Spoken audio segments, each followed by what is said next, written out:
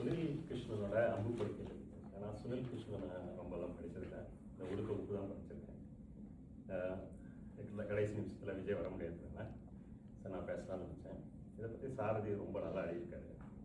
அதை விட ஜாஸ்தியாக பேச முடியாது. சின்னதாக என்னோட ஒரு பெர்செப்ஷன் மட்டும் நான் சொல்லிட்டு போகலாம். சாதலும் புதுவதும் அன்றேன்னு சொல்லிட்டு யாது முறையாவதுன்னு கேள்வியில் 3வது லைனோ 4வது என்னதோட மீனிங் என்ன? சாதல் ஒன்று புதுசு கிடையாது, அது ஒரு இயற்கையானது தான். இதுவும் இந்த மரணம் மட்டும்தான் நித்தியமானது, மிச்சம்லாம் அநீத்தம். மரணம் கண்டிப்பாக வரும்னு எல்லாருக்கும் தெரியும். மிச்சம் எல்லாம் நாளைக்கு நடக்கிற நம்ம கனவுகளோ இல்லாட்டா ஆசைகளோ நடக்கலாம், நடக்காமல் போகலாம்.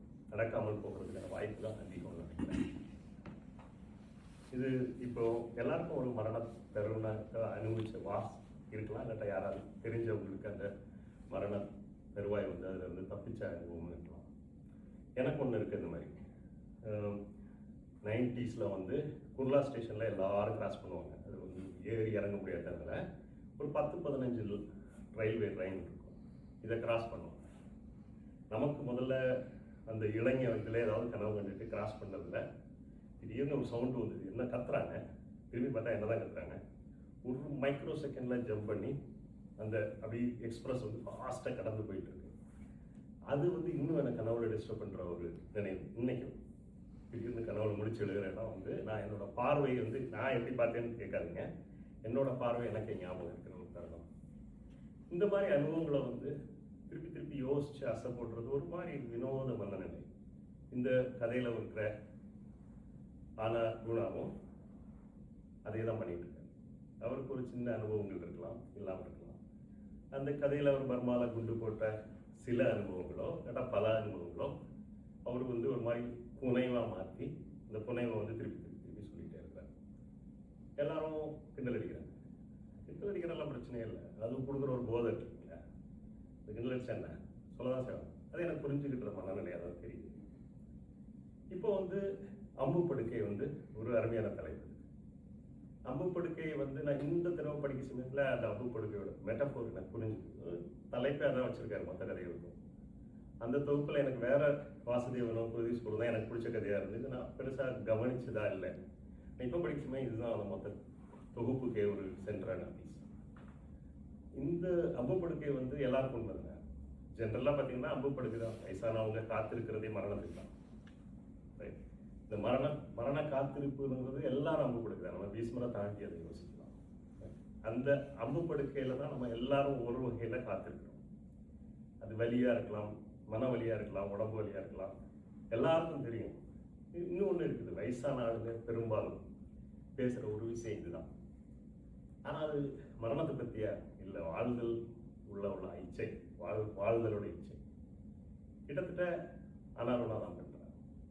இப்போ கேள்வி என்ன, அதில் வைத்தியர் தாத்தா அவர் பேர் இருக்காரு ஞாபகம் இருக்கு.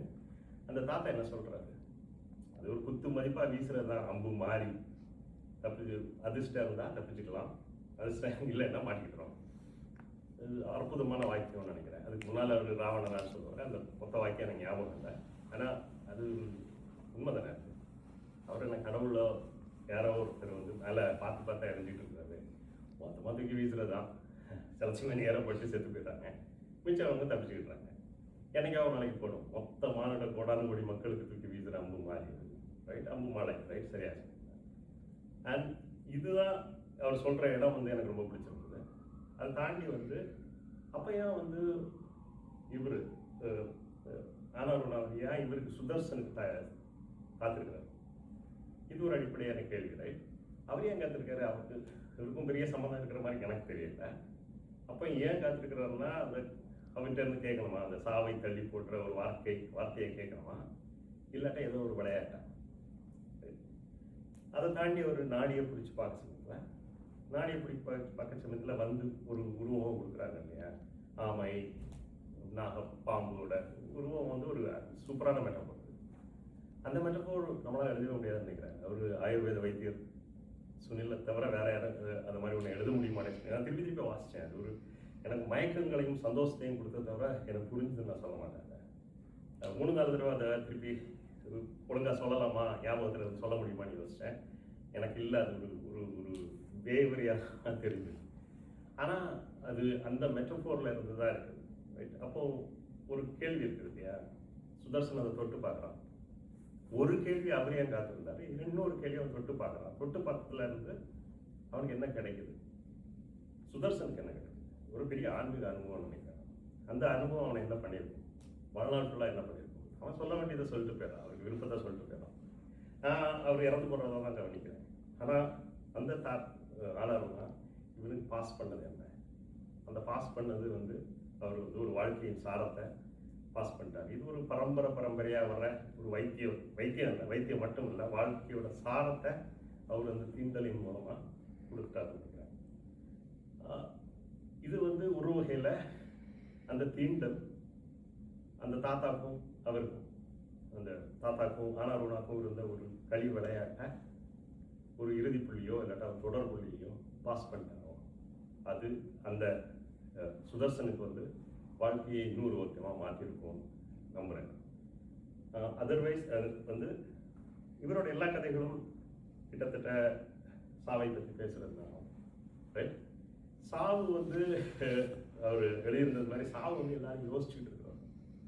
வயசான ஆளுங்க வந்து சாவு வந்து யோசிக்கிறது மாதிரி இளைஞர்களும் ஒரு வகையில் யோசிக்கிறோம், ஒரு ரிட்டையர்மெண்ட் அப்படின்னு யோசிச்சுக்கிட்டே இருக்கிறோம். ஆனால் அது யோசிக்கணும்னு அவசியம் இல்லைன்னு நினைக்கிறேன். அது வரும், கண்டிப்பாக வரும், எல்லாருக்கும் ஏதோ ஒரு வடிவத்தில் வந்து நிற்கும்.